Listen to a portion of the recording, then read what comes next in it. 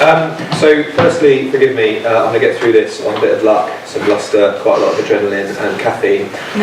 If I lose my way, as I said, forgive me, but I'll get back on track at some point, I'm sure.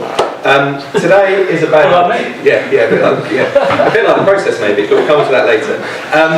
Today's about the relationship between client and designer, and if you don't mind, even though it's just after 9 o'clock, I'd like to start with a show of hands. And in that paradigm between client and designer, can I just see a show of hands of who would put themselves on the designer side of that equation? All of them. Yeah, almost everyone in the room. So solidarity. We're going to have to find some sort of marketing conference on the M4 or something to go on the M4? Yeah, in the service station. in the Holiday Inn. So why are we here?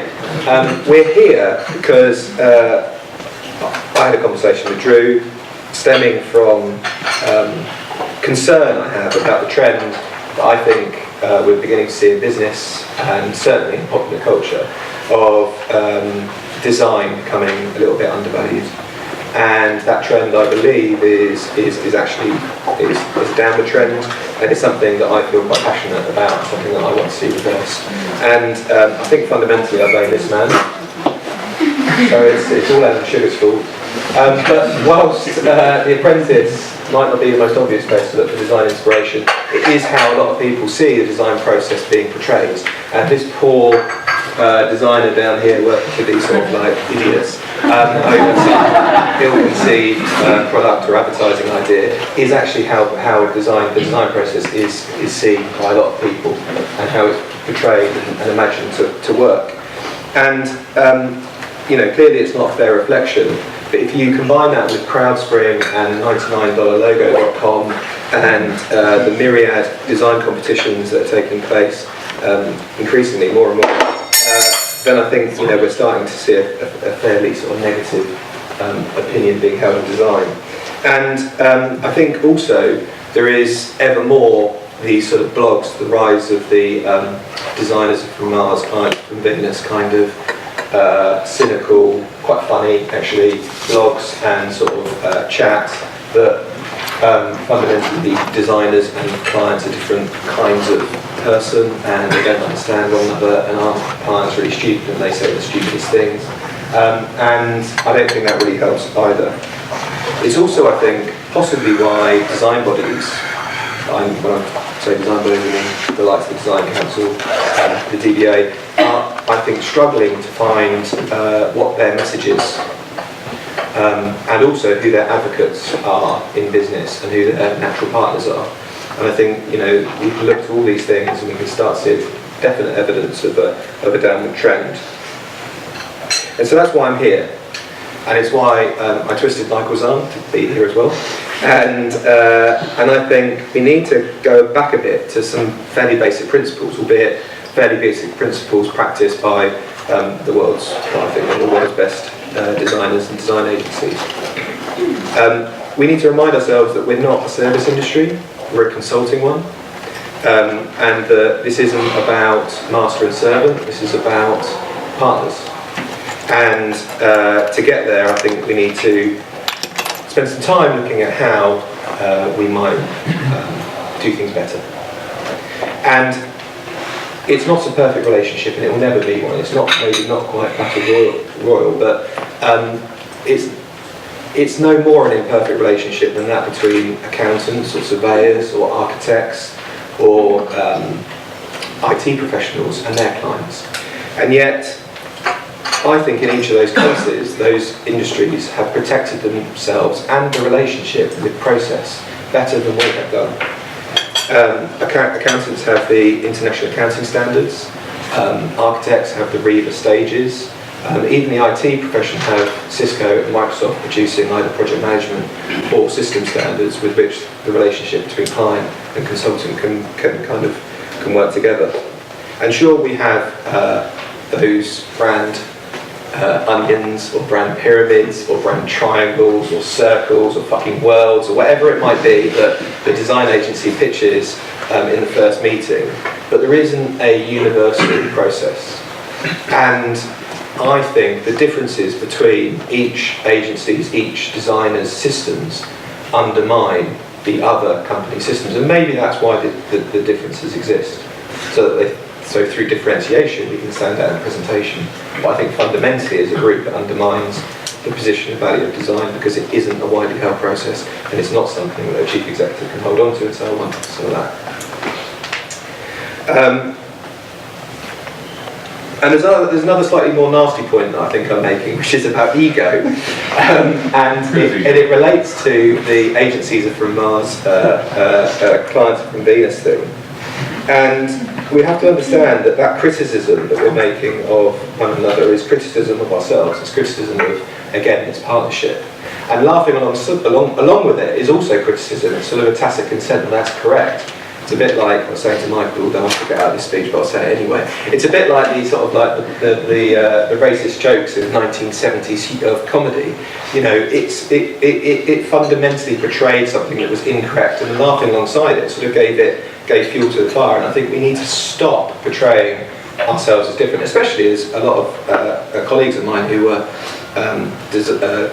marketeers have jumped over and now own agencies, and similarly a lot of great creative directors are now our clients. So you know, fundamentally we're the same breed.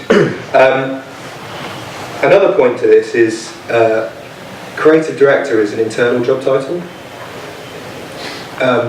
It's relevant only really to the agency, and I think at presentation and when design is being discussed it should be remembered that everybody in that room has an equal voice in a lot of ways, and an opinion is just that, an opinion. And that process can't be directed. It can be managed, but it can't be directed. And to try and direct it, again, undermines the position of both agency and client. The other thing is, what fairly difficult thing to say to this room, is that no one walks on water, and that whilst you may be the most trendily dressed person in the room, or at least maybe the most ironically dressed person in the room, you're not close to it. And the client who may be wearing a Marks & Spencer suit has just as relevant and just as valid a point of view on the creative that you're presenting to you, in some ways possibly a better or a more accurate point of view, because they are closer to the customer that they are at the end of the day, wishing to kind of influence. And that then relates to sort of all the banter that you get in the trade magazines, the high-handedness of presentations that our industry leaders make at conferences and in on the News at 10 and things. And one of the industry's most high-profile creative kind of ambassadors was quoted yesterday saying that design is the tribute art makes to industry. Really? Design is the tribute art makes to industry. Kind of, I think, portrays a self-belief which is worthy of merit and is, you know, you've got to give it to him. But again, or her, sorry, naming no names. But if you want to be held in high regard, I think you have to kind of prove your stripes, and you have to try and influence someone. You have to prove that you are worthy of being held in high regard. You can't just simply say to someone, hold me in high regard. You know, we can't elevate design by saying you must elevate design. I think we have to convince people that we have an industry that is worthy of investment and of high regard. And I think that applies to clients as much as it does to these egos that I'm talking about in design. And I think, you know, increasingly clients need to understand that their word is not law in a creative process, and that their opinion is just that, an opinion. So I'm going to get onto the process. Oh, there was that slide. I found that photograph of Drew, actually. Is that you on the left? And that's me on the left, yeah, I wish. I mean, it's looked like Michael Mick, but it's not. And breakfast is for women's forever 8. So, what about the wife then? Well, yeah, Catherine's eating. Yeah, okay. So the process, and these are representative of the need for the creation of a process, and we need to, I guess, all agree and maybe understand that we don't have a first meeting where we get briefed and then we present brand. that there is iteration between, there is research, and there is discussion and consultation, and all of the things that lead to design development, and then testing of the design, and then going through a process with the client of refining and then further testing, and at that point something approaching final creative gets presented. This needs a lot of work. This is what Michael and I didn't have time to produce. However, I don't think it's a right for any two people to produce it. It is what I will be talking to anybody I can get my hands on to try and work out, between the onions and the pyramids and the worlds and the villages and the fuck knows what else, what really the international accounting standards for design are, what our REBA stages are, what the Microsoft Project Management Prince Training 2 is for design, and in hopefully moving towards something that can be adopted as a universal standard, we can start properly charging for each stages. We can start consistently describing the value of each stage in getting to a better place at the end. And we can start going through a process that is more similar to the sort of process that Michael goes through at Johnson Banks. But I don't know what these do. These do other things, and basically this describes what I've just said, but sometimes it goes a bit like that. So Michael's going to talk about the ideal design presentation. Yeah, what was kind of saying with these is that, I mean, this is just copied. Okay, I'm in case you don't know, I kind of do a lot of brands and corporate identities, and so I've just taken the words out of the boxes, but this is pretty close to the process we would go through, and we have been through with Tom on several occasions. You know, meet, talk a lot, summary, talk a lot more, verbal, if you like, a verbal brand. Then write up a brief, then do quite a lot of work, usually on one's own, and then present it. And that's the dotted line, which is the bit that a lot of you are probably concerned with, and Tom and I are alluding to, and I'm going to talk about the dotted line for 10 minutes, really. I'll try and talk for 10 minutes. If I go on too long, just shout at me. And what, as Tom was saying, what this slightly strange diagram in, what is it, Microsoft Design Process 4.3? Yeah. You'll find this on page 6 of the manual, which is collaborate, you know, talk to each other. You know, and actually, it's amazing how much this doesn't happen. Okay, we'll come back to this.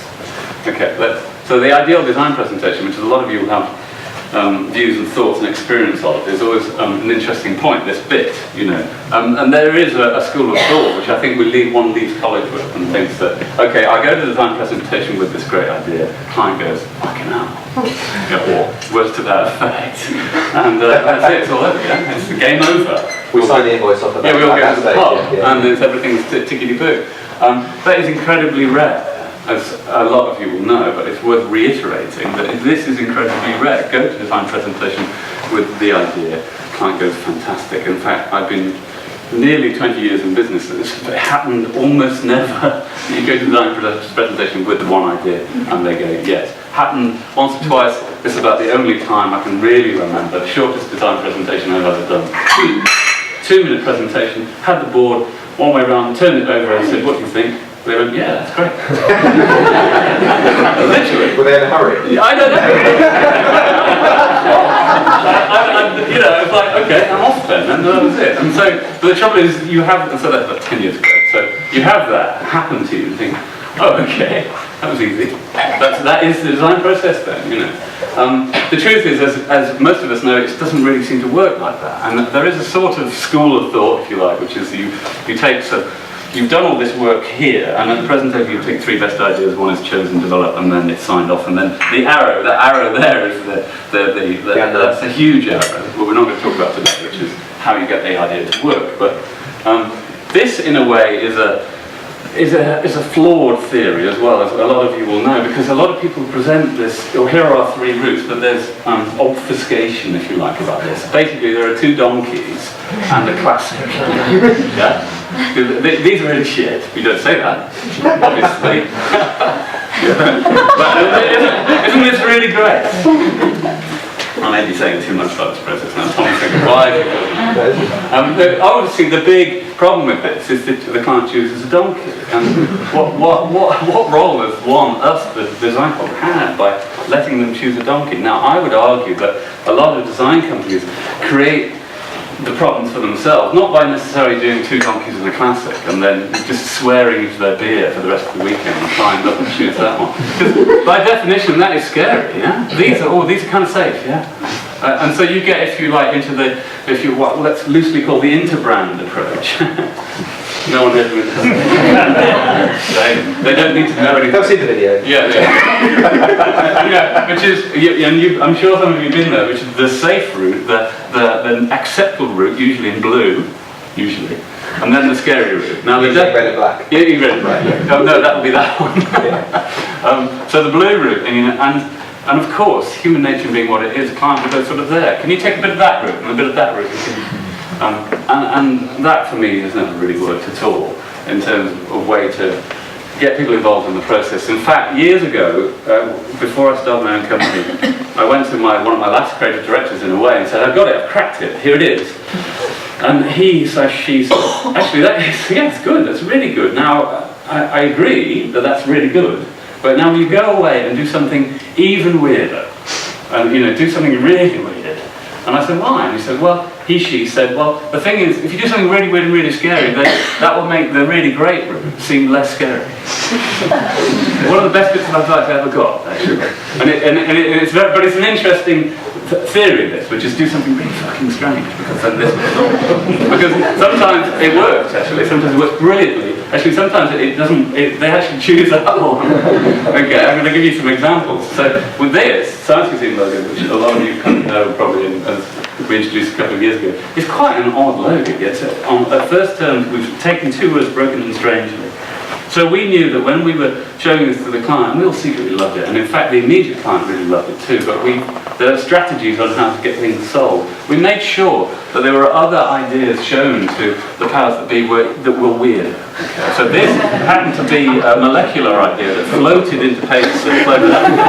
As it happens, one of the Science Museum clients, who will remain nameless, really loved this idea too, and I thought it was kind of neat too. But so what that did was made this look okay. They're all thinking, you can see them get tips. Okay. But this is a partnership, remember? Yeah.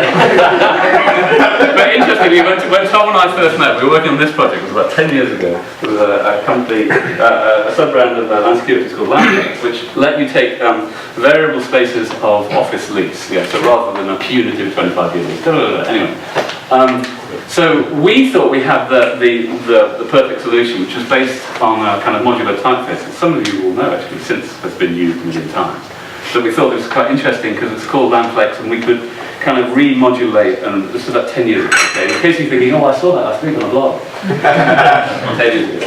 Anyway, so we thought, I must admit that I thought that this was the right solution, but interestingly, kind of weirdly, the kind of wild card of the presentation was this kind of slightly extraordinary idea that we've been working on for some time, where you could take several numbers and blend them together. It's just at the turn of the millennium, really, and we're kind of trying to work out how to do this. And surprisingly, actually, the client group, Tom, who was part of, were really interested in this idea, and it turns out that it kind of fitted with a kind of love of graphing and love of CGI and love of and unbeknownst to me, my wild card actually was chosen, which was kind of interesting in a way, which kind of shows that you can, by pushing yourself a little bit further out there, you can actually go somewhere. Because this is quite an unusual idea for an identity. It goes from a small L to a big L and everywhere in between. It gave you this kind of visual structure. What next? Okay, yes, another example from our shared portfolio, if you like. There's the example where Tom and I have been working quite hard on a project in Cardiff.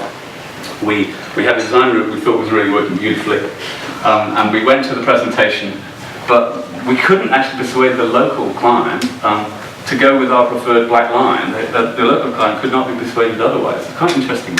Well, we walked into the room in love with the route. We did. And that, I think, was, to be fair, I think they just smelt it. Did they smelt the love? Yeah, and they wanted to show how influential they could be in the process. Maybe. I'll show you actually. I've never shown it before it's the middle of Cardiff. In case you don't know, Cardiff is the land securities and the project partners, can't remember. Doesn't matter. Physically rebuilt the centre of Cardiff. But it was quite, you sort of go, oh yeah, you read the prospectus. But really it did. They pulled down the middle of Cardiff for 3 years and then rebuilt it. So it's quite something actually, Carl, if you haven't been for 10 years, go, because it's actually, you don't get beaten up all the time. Like anyway, so we had this really interesting idea that, of course, in Wales everything has to be bilingual, and we've been kind of slightly obsessed with bilingual for a while. Anyway, St David's in Welsh is Dewi Sant, and we, by accident, really discovered that we could write Dewi Sant and St David's in the bilingual way that would turn up and down, you know, so we're thinking, okay, as Tom says, we were overly in love with this idea of we fear as we sat on the train. You know, but, oh, this is fantastic, you know, we'll run rills down the streets and, you know, as people have their chips, they'll fall over into the and you can sit. I have some residual memory of Cardiff in my head. But anyway, we'd also shown at the same meeting the kind of, well, the kind of, if you like, safer route, that everyone comes to Cardiff, it's a big D, it's St David's, and all these people come together. And as Tom and I suspect, the client who was really effectively paying for the job in some respects just basically preferred this. And what can you do about that? And we've been debating this the last couple of weeks through, talking about this morning. What can you do when you were almost, as if you like, a project group in love with an idea that could run and run and run, and then the immediate client fell in love with a nice idea. There's nothing wrong with it.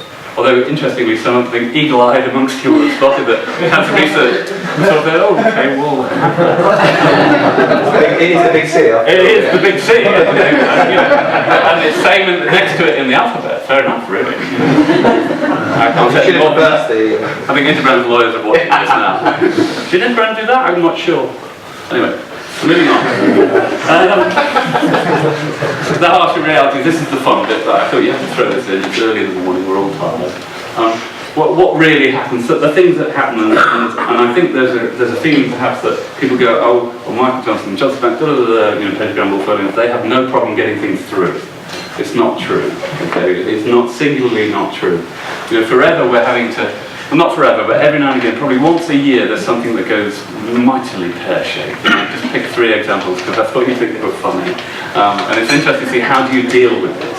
And I think it's part of the responsibility that Tom was talking about in his Microsoft Design Process Management Suite software. It's part of our responsibility not to say, fuck it, I'm out of here. Yeah, which is what I would have done 20 years ago. Okay, and we've got, I'm out. You know, like Dragon's Den, I'm out. You know, when X has been presented like, oh, well, let's try that, and then you try that, and you're getting nowhere. The reason why I'm being kind of, well, let's be a little bit broad about this is because actually sometimes it can take you to quite a good place. We were working in Philadelphia for an organisation made of many parts, and we showed them a lot of different routes. I'm a little aware I'm on your way. Can you see anything at all? Probably not. I'm sorry,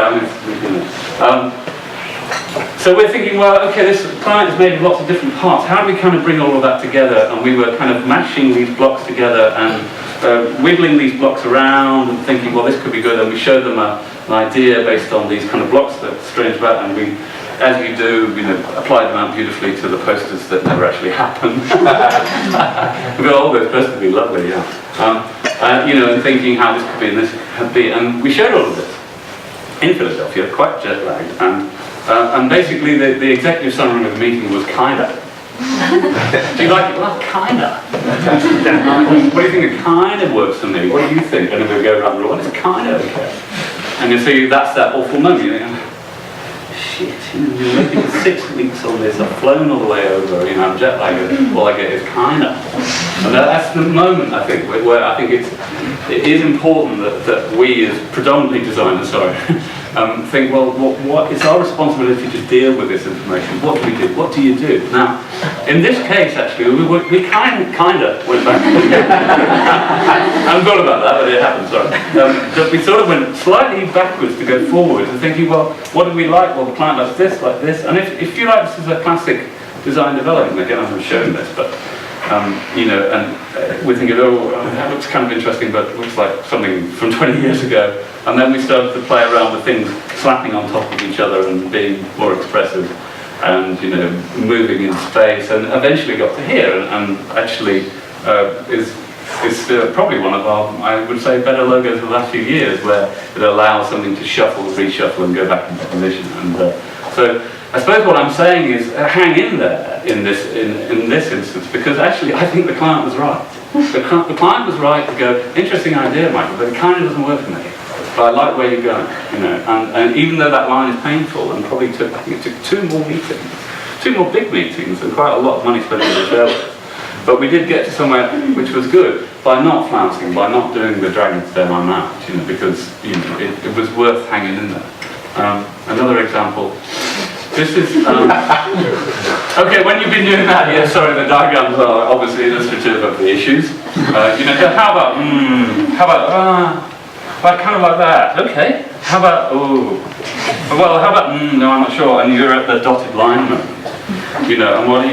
It's again, what do? You sort of say, well, and then I think there are different strategies, different ways to deal with this. The particular project I'm thinking about, we had a. I've never done this in my life actually, and he will be interested to know that I've done it. I only did it specially for him actually, which was we decided we would take a new approach. that we would bomb, we would blanket bomb.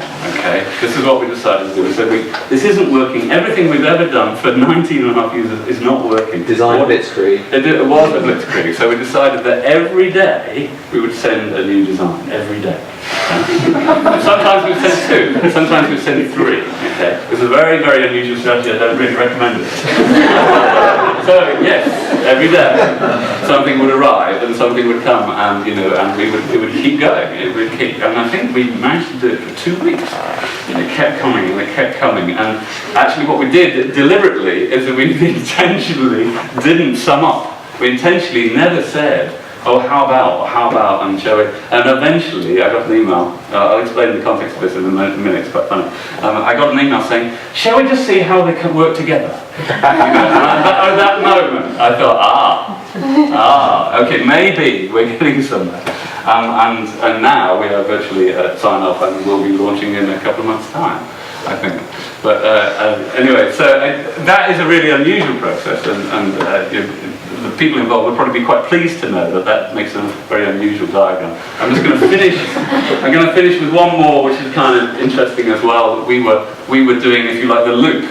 We would do the magic loop of where do we go now? Hence the triangle. Thinking, oh, crikey, I don't know if this is really going anywhere. Again, I'm showing you these to say that ours is not a perfect life, and the design process is a slightly odd one. We were working for this big airline. We had got one bit agreed. We're going to write their name, huge, 30 meters long, down the side of the fuselage. Fantastic. The bit that no one could agree on was what went on the end. So we're trying to get agreement on, well, what do you put on a fin of an aeroplane? And actually, I asked one of the designers just to stick this together yesterday.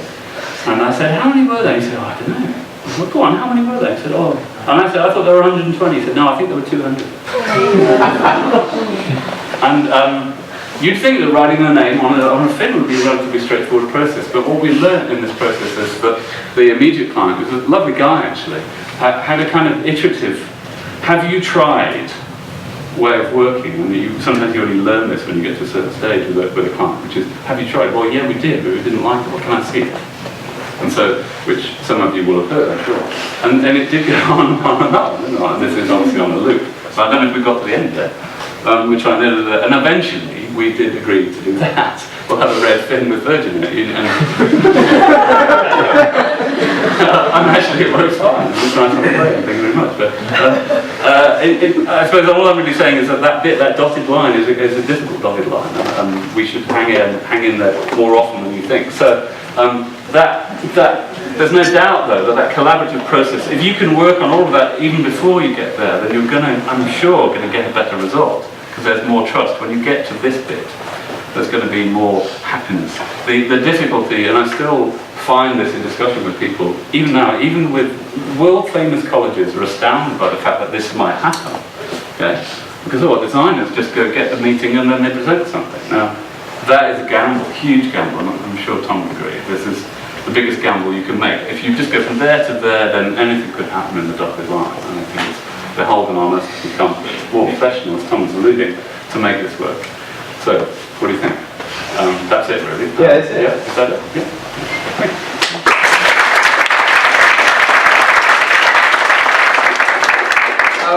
So we've got about 20 minutes for questions, so who wants to go first? Yes. really enjoyed that. One of the big problems I have, I'm freelance, so I work with small clients and big, and one of the common problems with the small clients is charging. So they think it's just a logo. It's just a logo, you know. You know, and then this whole process that we talk about, so you get even to the first presentation, isn't valued enough by a lot of people who are concerned about budget and what have you. And how do you go about explaining the worth of charging a serious amount of money for a logo? So the stages that would go, so in case you couldn't hear, the question was, if you have to jump to the design stage, how do you get value, how do you get people to value the Yeah, it's back. I really want the clients to understand rather than think, well, I can do it if you just give me the software, I can just, you know, just really... $99 logo, well, okay, we do get asked that quite a lot. I think it is, especially in the early days when you were one's company is small, people are asking ridiculous things. It is difficult, you know, making, and I still do meet people now and say, do you charge for that? And you still think, well obviously. But there's a realistic reason for it, you know, because if you're spending 6 weeks in rooms and in meeting rooms trying to understand what someone does and how they should be, then you can't give that time away. So I think that it's to do with the respect issue. You know, I mean, you could in theory jump to that stage if you knew that they had everything, all of their ducks in a row, and the brief was watertight, and you and they were in a perfect kind of symbiotic relationship, and you trusted each other already. And I suppose what we're sort of saying this morning is that that's quite rare, isn't it? That you can create that kind of trust in the matter of 2 meetings. You know? So that is why we would spend a lot of time explaining to people the process. To be fair, at a certain level, a particular client is very interested in the process. Maybe Tom might have. I was going to say, it's not actually, I think, that issue of trying to explain to someone the value of those processes isn't reserved only to design agencies. As a client who puts value in those processes, I have to also sell internally why I'm spending the budget I'm spending on those elements that the chief exec or someone more senior or just someone who's part of the process might say, well, you know, I've got illustration on my computer, I'll have a go. And so the argument is the same as what I described it, but I think it also relates to this point about valuing a process and having an agreed process. And I know that seems an impossible task at this stage, but you do not have people who are consulting in. I have so much respect, and I know this is strange to say, I have so much respect for the IT industry. They have wrapped what is plugging kit in, right, in process. That means that everybody in that industry is charging for stages that have real value, but everybody is respected and there is given time by boards in making that investment. I think it's because people don't know how to do it. I think the problem with design is people think, I've got an opinion and I think it should be read, whereas you can't look at a piece of code and... No, code, you're probably right. Yeah. But I have sat in meetings where people in the room have said, well look, just get the kit and I'll plug it in. Because fundamentally that's kind of what they do. They put switches together with wires and I don't know what they do. Are there any IT people in the room?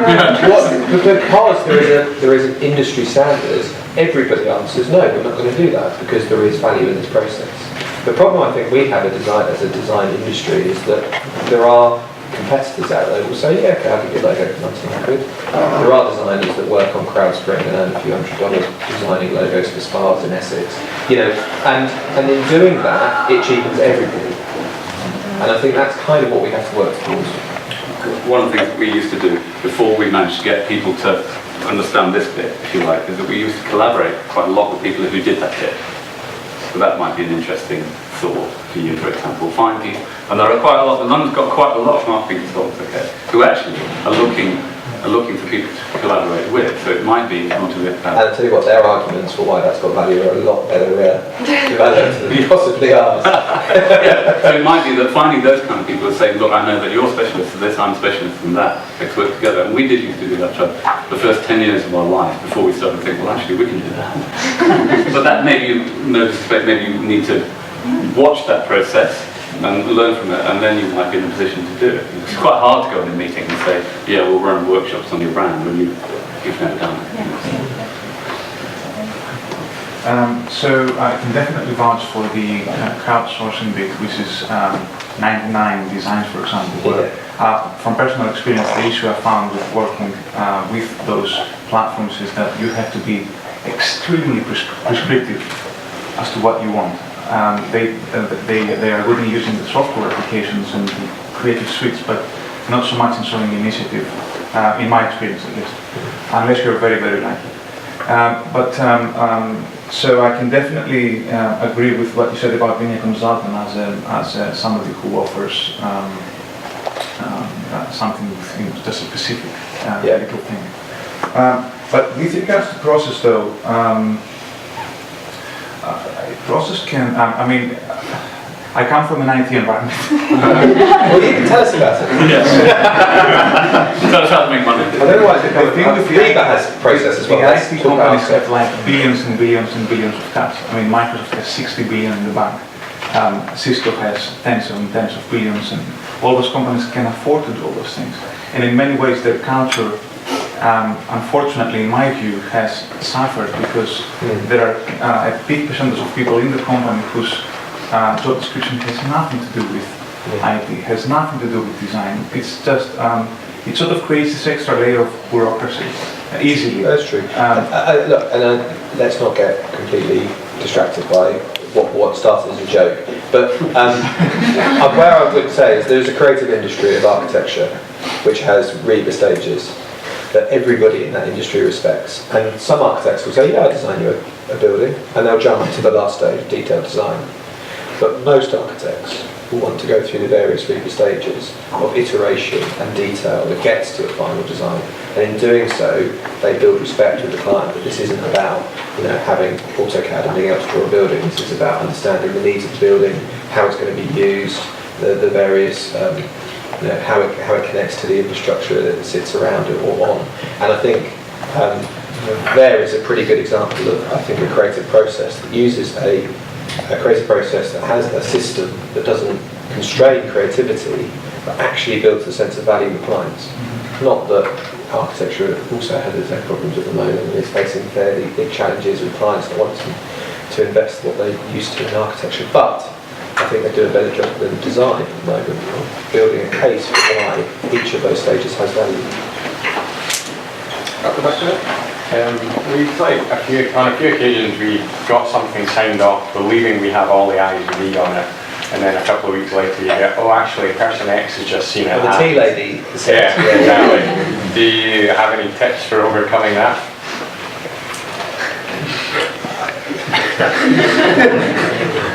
These people aren't in the room, okay? But if I was talking to a room full of marketeers or clients or however you want to describe it, I'd be saying that their commitment to the process is just as important.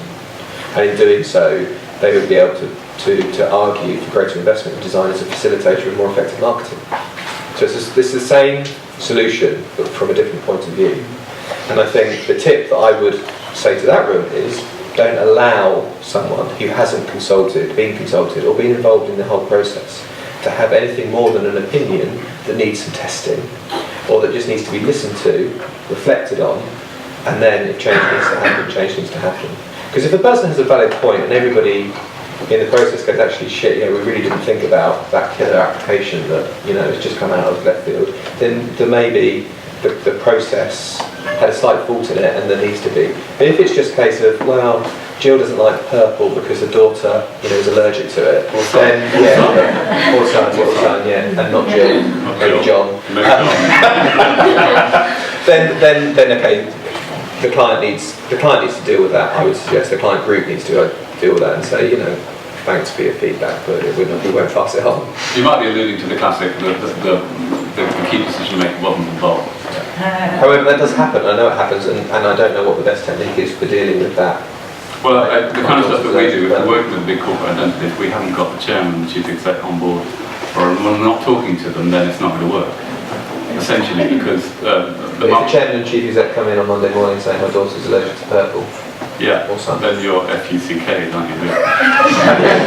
I once actually presented an entire rebrand, and both the chairman and the chief executive just changed in the organisation, and the new chief executive, who remained nameless, let the marketing director present it and then killed it in the meeting to make a statement. That's you're talking about a level of political subterfuge, which is serious. Yeah, and sometimes being at the mercy of politics isn't fair on the agency, which again, the client should be protecting you against by having some kind of agreement in place that means that regardless of where you get to, if that gets completely derailed at that point, then the original agreement is in place, so you get paid, and then a new process might need to start because new chief executive is coming. Come back to the Mad diagram, to use your example. If someone in this kind of talk to everyone process hasn't been talked to, they can bear a grudge.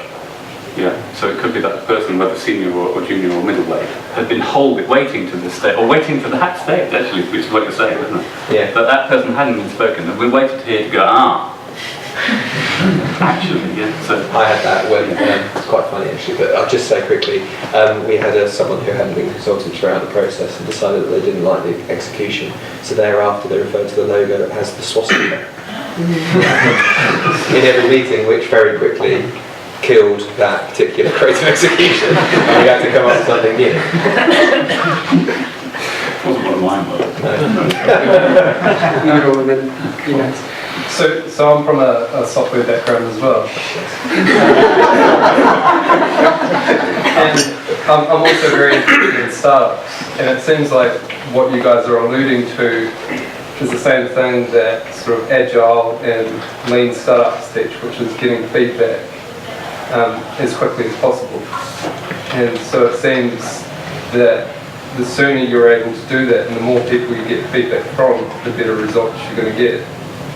So is it not just as simple as A feedback loop. Yeah, get feedback as soon as possible? I think some of your process is pre-feedback, which is about preparation. So I think it was similar to startups as well, which is do your research. Who am I creating this project, this thing for? And that's the research that you do, isn't it? Yeah, it is. Well, I think there are two ways to do it. Either just be genuinely democratic or completely autocratic. When you find the highest person and say, okay, we'll do it together. And then, solve the rest of the kind of strategy. So, like the lean startup would say, get your design out to customers and sort of test that as soon as possible. So you get a small logo out. If you've got a few people that you can show it to, then you do that. You get feedback. Yeah. And I guess if you ask yourself, like, why do you do design at all? Why don't you just stick in a piece of text? And then you say, well, because you want to be recognised, because there are specific reasons why you do design. And if you can tick those boxes after showing it to customers, then you can take it to a client and say, well, we've showed it to the customers and it ticks all the boxes that you're looking to sort of achieve through your design. I think what the rules of startups actually slightly jumble this diagram.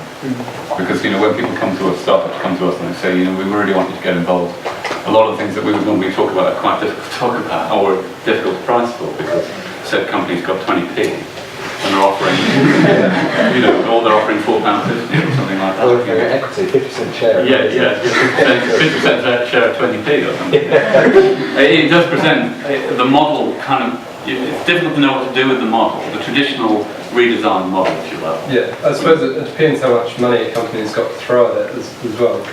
There's also complexity to some of the, like Virgin Atlantic is about standing out in a quite crowded marketplace. It's about embodying something that maybe the brand has started to lose. It's about preparing for a different kind of sort of airline industry over the next 20 years. But it's also about trying to embody values that talk about sustainability and corporate responsibility. And actually in their case, and in most businesses outside of startups, there is a legacy that you've got to consider. There are variations of the product, whether there's premium products or less premium products. There's a whole manner of complexity that needs to be considered that can get wrapped up in a simple box that says research. But that research box, depending on the scale and complexity of the business, is going to require different techniques. I mean, what's the jobs at Google? Her name is Maria, whatever, who went to Yahoo. You know, she famously tested 30,000 different shades of blue. Yeah. You know, and that's because, you know, because they can. she took that approach to research. However, when you're talking to a charity and you need to consider what their trustees think, then it's a different kind of research. And so, yeah, put it in a box called research and consultation, but it's going to be different for different. Hello. Just building on that slightly, the creativity in the creative industry is fundamentally different to science, technology, IT, anything like that, because there are processes and you can give a good idea of how long it will take to do that, move from that step to that step to that step. Yeah. Creativity either comes, I'm a writer,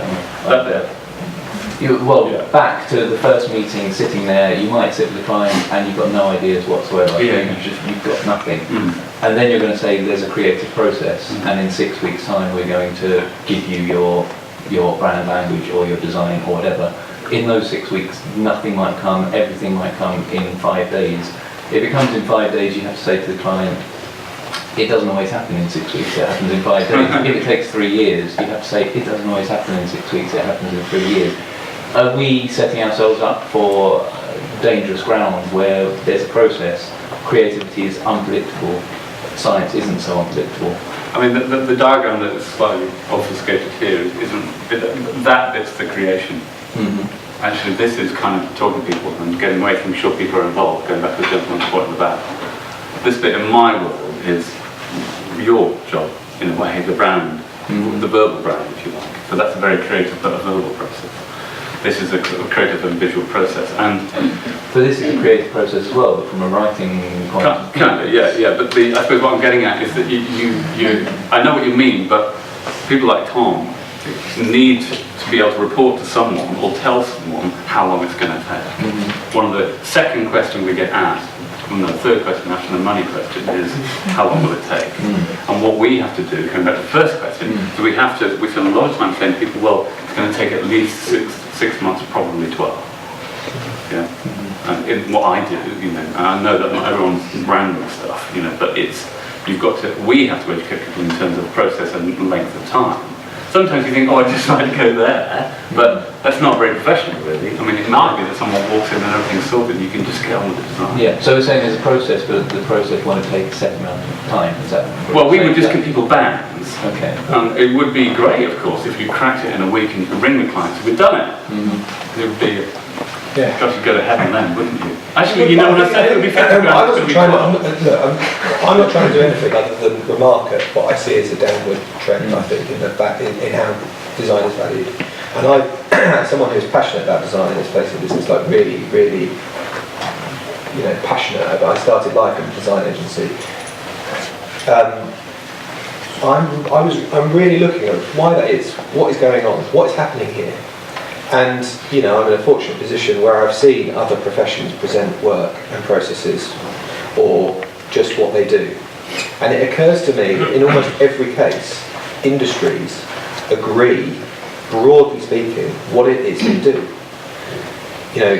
Even architects, which is a creative process, albeit a slightly more scientific one, don't sit down, there are some exceptions who will remain nameless, and say, right, I'm off to the mountain lodge to go and create, and I'll be back in between 3 days and 3 years.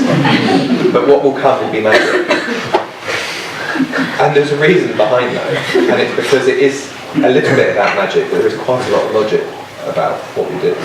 And it relates a bit to the point I was making about artists and designers, and whether or not artists believe that one day they might elevate themselves to designers. I don't think anybody really thinks that artists could one day, if they work hard enough, an artist could become a designer. But yet we do have this kind of belief that somehow design done really well transcends itself and becomes art. And I don't subscribe to that, because I think it kind of cheapens actually what design is. I think design is much more difficult than the esoteric element of art, because design has to consider customer, influence, and all the different things that is embodied in the Virgin Atlantic identity that is different from Pally in the studio coming up with beautiful designs for a logo.